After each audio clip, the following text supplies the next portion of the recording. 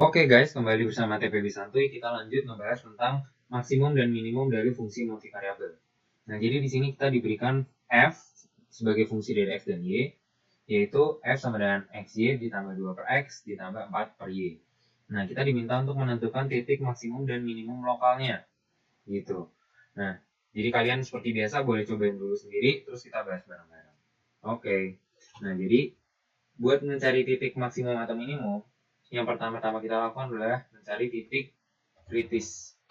Nah, titik kritis ini adalah titik potensial maksimum atau minimum. Nah, titik kritis itu ada 3 nih. Yang pertama itu titik singular, di mana pada titik ini fungsinya tidak terdiferensialkan. Yang nomor 2 itu ujung selang, titik ujung selang. Dan yang ketiga yang perlu kita cek adalah di mana turunannya 0. Nah, jadi kayak dulu, misalkan di fungsi satu variabel, kita turunin, terus kita sama dengan 0 gitu. Nah, titik yang kita dapat itu bisa jadi maksimum atau minimum. Sama juga, tapi di dua variabel, kita pakainya itu gradient f yang bentuknya itu vektor. Nah, vektor ini harus nilainya sama dengan 0. Gitu. Oke, langsung aja kita bahas satu-satu. Pertama, titik singular. Nah, kita cari dulu nih turunan dari f. Jadi, turunan f terhadap x itu apa? Y dikurang 2 dibagi x kuadrat. Benar nggak? Oke, nah terus sekarang turunan parsial terhadap y itu sama dengan x dikurang 4 dibagi y kuadrat. Nah, gini. Nah, di sini sebenarnya bisa langsung kelihatan kapan dia tidak terdefinisi turunannya, yaitu ketika x sama dengan 0 dan ketika y sama dengan 0 turunannya menuju infinity. Nah, infinity ini menyebabkan dia tidak terdefinisi sehingga tidak terdiferensialkan pada x0 dan y0. Nah, sebenarnya kalau kita mau lihat dari si fungsi ini, jadi misalnya kita masukin x0 dan y0, maka fungsinya akan menuju infinite. Nah, apakah infinite itu adalah nilai maksimum? Apakah kita bisa anggap infinite itu nilai maksimum? Enggak. Kenapa? Karena infinite itu bukan angka real gitu. Jadi itu enggak real. Jadi nggak bisa kita pakai. Gitu. Oke, sekarang kita lanjut yang nomor 2, ujung selang. Nah, di soal kita nggak dikasih selangnya nih. Nah, makanya itu kita abaikan yang kriteria kedua ini. Tidak ada. Nah, yang ketiga, nah, kita evaluasi turunan terhadap x dan terhadap y ini sama dengan 0.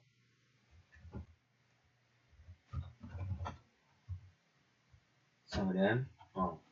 Nah, ini kita sama dengan 0. Kita buat sama dengan 0. Nah, di sini kita anggap ini persamaan 1.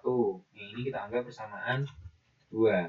Karena dari dua persamaan ini kita bakal mencari dua variabel yang tidak diketahui, yaitu x dan y-nya.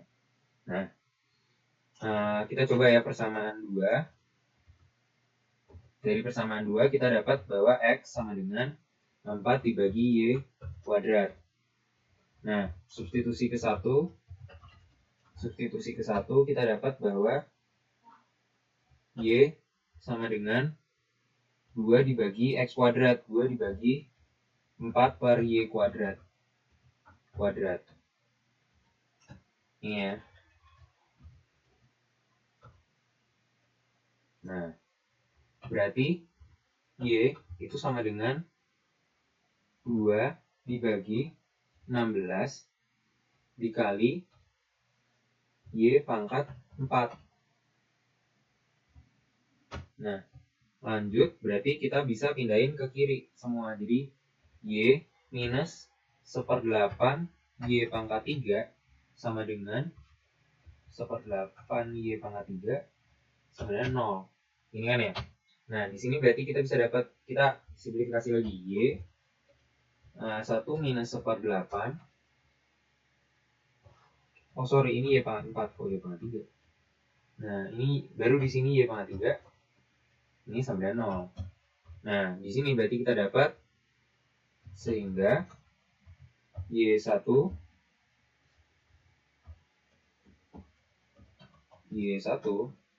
itu sama dengan 0 dan Y2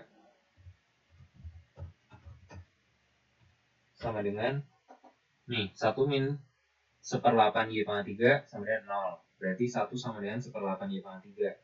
Berarti Y2 nya sama dengan akar pangkat 3 dari 8, 2. Benar kan?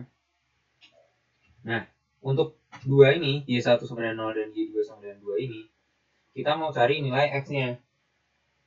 Nah, dari persamaan ini, X sama dengan 4 per Y kuadrat. Nah, berarti X-nya ini, X sama dengan 4 per 0 kuadrat. Wah, ini X-nya menuju infinity. Nah, titik kedua yang kita dapat, itu X-nya sama dengan 4 bagi 4, 1.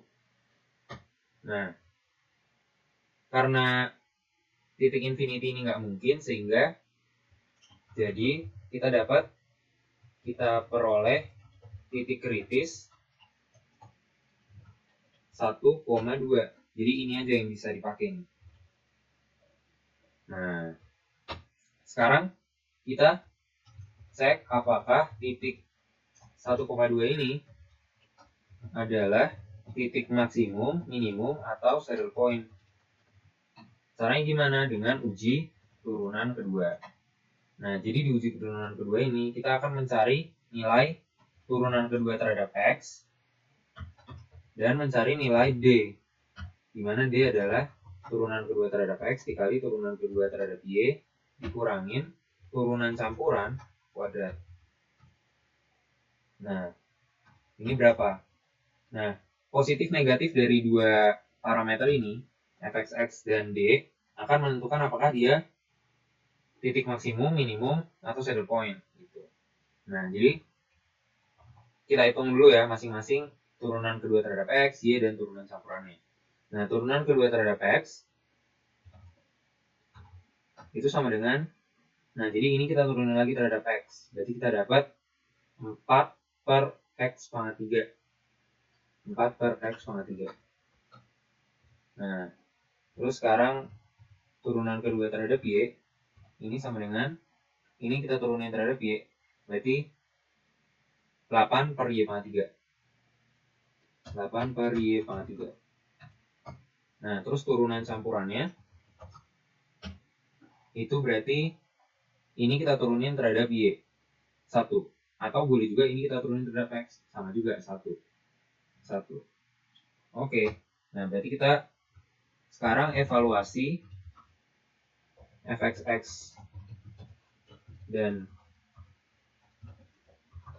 D di titik kritis 1,2. Nah, jadi fxx itu sama dengan 4 ya. 4 bagi 1,3, 4. Nah, fy-nya 8 bagi 2,3, 1 juga.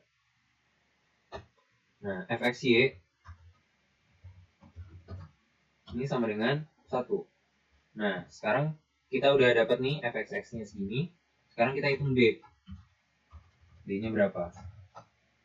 Nah, D-nya fxx, fy dikurangin fxy kuadrat. Jadi 4 dikurangin 1, sama dengan 3. Nah, kita lihat bahwa 3 ini, D-nya 3, lebih besar dari 0. fxx juga lebih besar dari 0. Jadi, karena D dan fxx lebih besar dari 0, maka titik kritis 1,2 adalah titik minimum lokal.